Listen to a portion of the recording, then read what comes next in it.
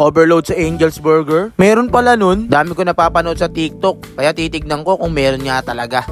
Yo, susubukan natin i-try yung overload ng Angel's Burger. Kaya tara, samahan nyo ako. Let's G! Bali maghahanap na nga pala ako ng pinakamalapit na Angel's Burger sa amin. At sa hindi kalayuan, medyo malapit lang, nakahanap na ako ng hinahanap ko na Angel's Burger. Matutulog na lang sana ako kaso nakapanood pa ako ng ganito eh. O siya, ipagtatanong ko na kung meron. Meron kayong overload walang cheese. Burger, net lang po. Magkaming ganun? Magkade? 120.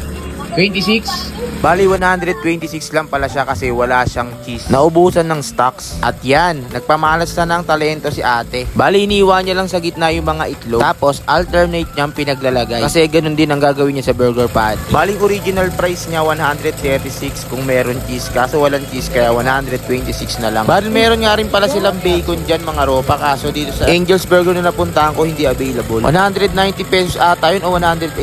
Hindi ako sure eh kasi wala silang stock kaya hindi ko na tinaray. Nahirapan nga rin pala si ating ilagay yung order natin sa plastic kasi medyo makapal siya. Go ate, kaya mo yan. Hindi naman ako ano pag overload.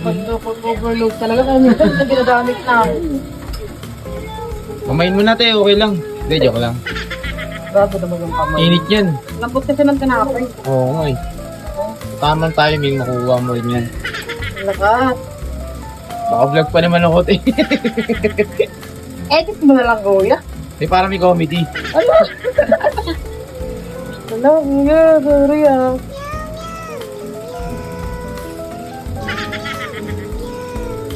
Hindi naman nila alam kung saan branch eh.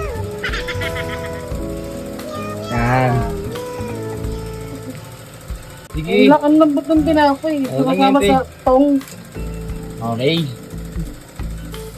Epic. Pero okay lang, tignan natin yung lasa. Umuwi muna ako at doon na ako magbibideo kasi nahihiya ako sa labas magbibideo dahil hindi pa ako gano'ng sanay. Kahit medyo nagkaroon ng aberya, titikman pa rin natin yan kasi Angel's Burger pa rin yan, masarap pa rin yan. Sira. Tikman muna natin.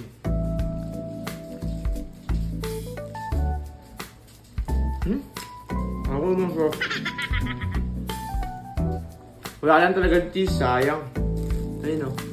Okay pa rin naman kahit medyo nasira lang yung ating Angel's Burger Overload. Masarap pa rin naman. May panapat na sa Pansit Canton pag madaling araw. Panalo na rin siya sa presyo niya. O siya, paano mga ropa hanggang dito na lang? God bless you all.